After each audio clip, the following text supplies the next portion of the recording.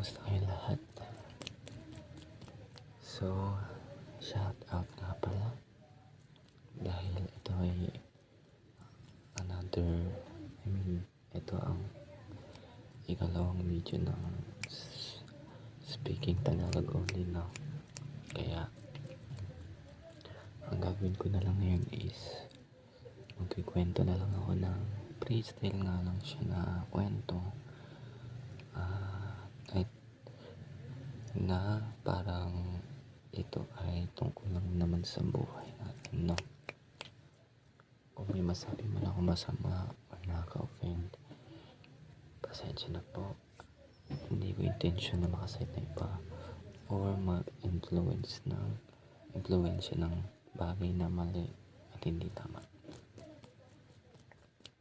Kaya kung makikita nyo at maririnig nyo dito sa video na to, ay ito lang ay haka ko lamang ay gawa at hindi siya masyadong aayon sa buhay. Pero parang gano'n na rin naman. Kaya so ang magiging title nitong kwento is pagkukumpara. So, bibigyan natin ng pangalan or nickname ang karakter na to. Ito nga pala ang pangalan ng lalaking ito ay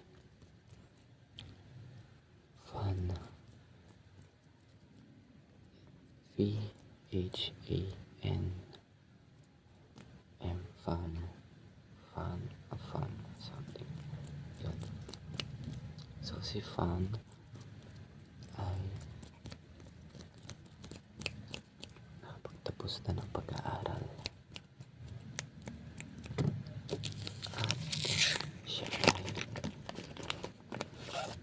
graduate na sa kolehiyo ng 5 years or 4 years course.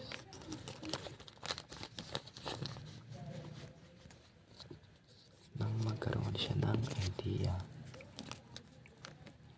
na magpahinga muna ng less than a month lamang, ay napagpasyahan niyang gumawa na ng mga requirements na IT,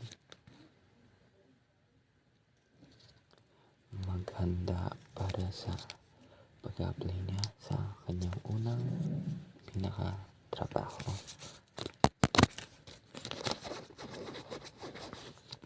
Ngunit kapos sa kapalaran ang kanyang bulsa, kaya't ito ay nagkataon na maudlot at madagdagan ang kanyang araw na pagpapahinga. Tumaan ng 30 days o 3 araw. Napagpasya siya dahil sa kanyang pag-iipon ng pera upang magkaroon ng mga kompletong requirements. At ito ay gumawa na ng kanyang mga papeles at para makapag-apply. Ngunit sa pagkakataon na yun, ang buhay ay hindi ganon kanyang kaakma at kaibigan.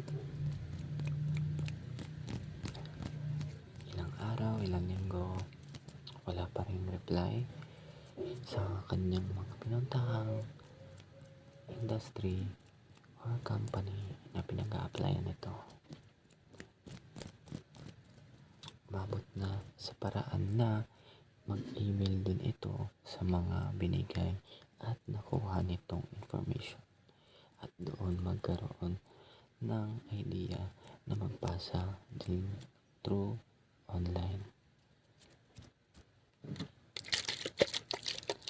Bagamat ito ay nakatulong para hindi din siya masyadong gumastos papunta at pamasahe sa kanyang mga pinag-applyan, dahil ito ay nakakatulong din sa pag-ipon in case na kulangin at magkaroon pa ito ng extra pera.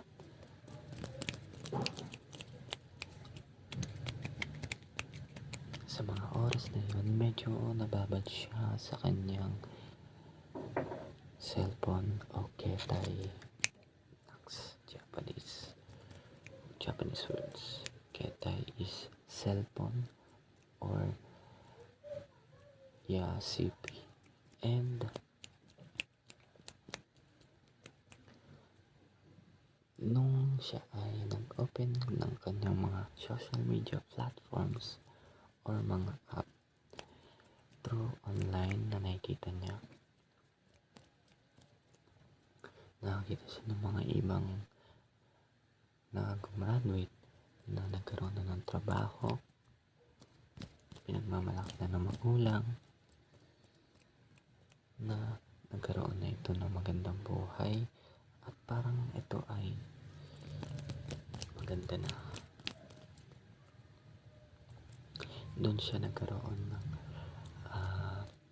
pag-iisip na para siyang napag-iiwanan na. Pagkamat sabay-sabay lamang ang kanyang nakita na parang kakagraduate lamang din at nagkaroon siya ng tanong sa sarili niya, kailan kaya ang aking simula? Makalipas ang araw, wala pa rin ito natatanggap. Bagamat nagkaroon man ito ng mga oportunidad, kaso hindi niya pa rin ito kinuha. Na parang ito ay lumalapit na sa kanya, ngunit hindi pa rin ito sapat at parang delikado dahil sa kanyang mga kaalaman at kakayahan na hindi magkakaroon o hindi parang komplikado sa mga oportunidad na kanyang nakukuha. Na para bang iba ang kanyang punterya at ang kanyang choices or option na makuha. Kaya't napag-isipan niya rin na i-delete muna ang kanyang mga pag-iisip na naiingit siya, nagkakaroon siya ng self-doubt sa sarili at panghinaan ng loob dahil sa nakikita sa iba.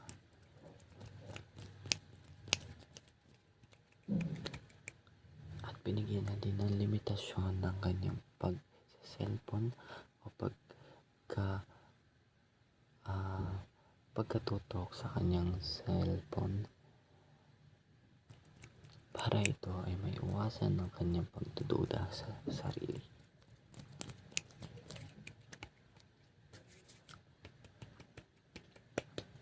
Dahil ayun lamang ang kanyang mga fears o takot, ayun lamang ang kanyang kinakatakot na parang ma-disappoint ang kanyang pamilya dahil siya ay wala pa ring trabaho. Kaya napag-isipan niya tumulong muna pa rin sa gawaing bahay at limitasyon ng pagsa-cellphone at pag-delete ng mga ibang app na kanyang kinainitan para maiwasan din ang pagkumpara niya sa iba.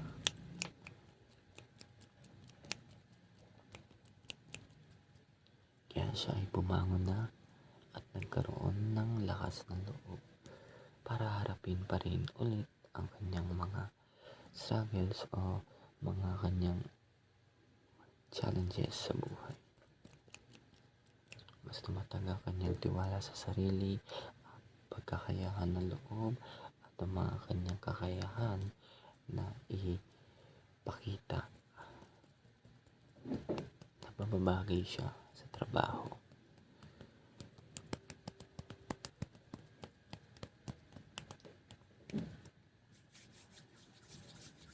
kanyang magandang pag-iisip. Siya ay naging wasto at hindi na masyado nagkakaroon ng doubt sa sarili. Nagkaroon na siya ng trabaho, natanggap na siya sa kanyang kumpanya na pinag-applyan niya. At doon na rin mag-umpisa na simula na kanyang pagdududa na kung kailan ba siya magsisimula, ay ayun na ang kanyang simula. Na wala na sa isip niya ang kanyang behind dahil ayun ay masyadong negatibong paraan ng pag-iisip. At ang pangit sa pag-iisip na yon, ang kanyang bagay na dapat hindi pag-isipan. Kaya siya ay positibo na hindi na nag-compare sa iba. At yun lamang ang aking kwento. So, yeah. Shout out for this content, no? Na speaking Tagalog lang. Bagamat marami ako nasabing English, so pasensya na. Kaya ang conclusion lang naman natin dito, or pinaka-summary na itong kwento, ay ang pagkukumpara niya sa iba na inaayon niya sa kanya na dapat meron siya at bakit ganito siya at bakit siya napag-iiwanan. Ang makukuha natin lesson sa mga ganitong kwento lamang, sa ganitong kwento, ay wag mong ipagkukumpara ang iyong sarili sa iba. Lahat ng tao ay mayroong karanasan na paghihirap at pagproseso sa kanilang buhay. At lahat ng tao ay dumarating sa proseso, sa focus, sa idea, at sa pag-iisip. Both lang yan. So, pag-iisip na tayo ay positibo at makakamit din natin ang ating mga gusto at pangako, Kaya ayun ang ating lesson, no? So, sa mga salitang inyong narinig sa kwento na ito, wala akong ino-offend, wala akong binabanggit kung sino. Ito ay isang haka lamang o isang gawa na kwento lamang sa akin, no? Kaya lesson na rin yun sa sarili ko, sa ating lahat, sa ating lahat, no? Huwag natin kumpara ang ating sarili sa iba, no? Just maging tayo lamang, no? Maging tayo lamang. Wala nang iba. Basta ikaw ay seryoso, may tiwala sa sarili, at hindi ka na pagkakahinaan ng loob. So, shout out again. Kaya sana yung nagustuhan nyo ang ating kwento. I think itong kwento na to is pangatlo na siguro, no? Kasi nakatatlo na tayo na kwento ng Tagalog. Sorry lamang dahil hindi ko to lalagyan ng subtitle of caption, no? So, just speaking Tagalog. Sana nagustuhan nyo to. Just like and comments and yeah, relax. And wala naman ako pinaparinggan sa ating kwento. Kaya sana kung may ma-open ban ako or may nasabi man ako hindi wasto or nakakabastos o nakakapagpanakit sa tao direct, pasensya na po. Hindi ko po gustong manakit ng tao, no? Sorry. And yeah, like, relax, and good night. Thank you ulit sa content idea na to, speaking Tagalog, yo. And yeah, relax. Bye.